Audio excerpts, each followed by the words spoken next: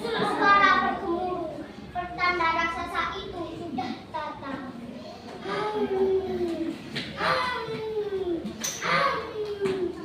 Hai Mbok Rondo, di mana gadis kecil itu? Aku kesini untuk menagih janji. Mendengar hal itu, Mbak Rondo ketakutan. Dia menyuruh Timun Emas untuk bersembunyi di bawah kolong tempat tidur. Mbak Rondo menghampiri raksasa itu. Wahai raksasa, aku tahu apa maksud kedatanganmu kemari untuk mengambil Timun Emas.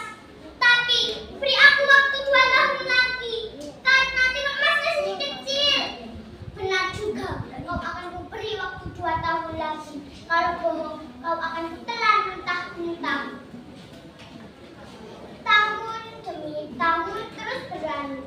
Timun Emas tumbuh menjadi gadis yang sangat cantik jelita. Kulitnya kuning langsat, tapi Mbak Rondo cemas jika teringat janjinya kepada si raksasa. Pada suatu malam, ketika Mbak Rondo sedang tertidur, dia mendengar suara lain dalam mimpinya. Hai Mbak Rondo, jika kau ingin anakmu selamat, mintalah bantuan pertama diberikanmu. Cerita pun berlanjut. Keesokan harinya, Mbak Rondo pergi ke Bukit Jadul dan menemui pertapa itu. Pertapa itu memberi 4 bungkusan kecil yang berisi biji mentimun, jarum, garam, dan terasi. Sesampainya di rumah, Mbak Rondo menceritakan peristiwa itu kepada Timun Emas. Anakku, kau tak perlu cemas lagi karena kita sudah memiliki penangkalnya. Keesokan harinya, ketika Mbak Rondo dan Timun Emas akan bekerja di hutan, dan tiba-tiba bumi bergetar dan ada suara bergemuruh. Pertanda raksasa itu sudah datang. Hai Mbak Rondo, di mana gadis itu? Aku kesini untuk menagih janji. Aku sudah sangat lapar. Mendengar hal itu, Mbak Rondo semakin ketakutan. Dia menyuruh Timun Emas untuk berlari lewat pintu belakang dan jangan lupa akan pesan pertapa. Sadar ia telah dikelabui Mbak Rondo dan Timun Emas, raksasa itu marah.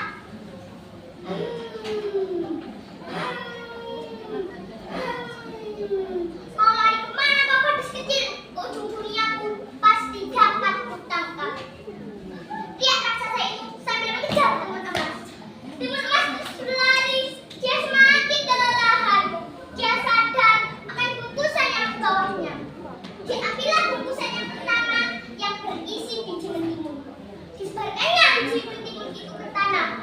Ajaib! Ternyata biji-biji mentimun itu langsung tumbuh besar dan berbuah sangat lebat. Melihat buah-buah yang besar-besar itu, dengan rangkusnya si raksasa langsung memakan semua buah mentimun itu hingga habis tak tersisa.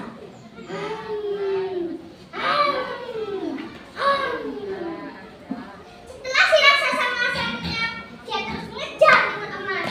Timun Emas terus berlari. Dia semakin kelelahan. Dia pun segera mengambil bungkusan yang kedua yang berisi jarum. Disebarkannya jarum itu ke tanah. Ajaib! Ternyata jarum-jarum itu tumbuh menjadi hutan bambu yang sangat luas dan dipenuhi duri-duri yang tajam. Tubuh raksasa kesakitan, tergores dan tertusuk luka. Tapi raksasa itu tidak putus asa. Dia terus mengejar Timun Emas. Timun Emas terus berlari. Dia semakin kelelahan. Dia pun segera mengambil bungkusan yang ketiga yang berisi garam. Disebarkannya garam itu ke tanah. Dan dalam sekejap, butiran-butiran garam itu langsung menjadi lautan yang sangat luas dan dalam.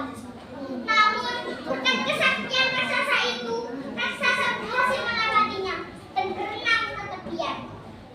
Dasar bocah kurang ajar, mau lari kemana kau? Lihat raksasa itu. Timun Emas terus berlari. Dia semakin kelelahan. Dia semakin terdesak. Dia pun segera mengambil bungkusan yang terakhir yang berisi terasi.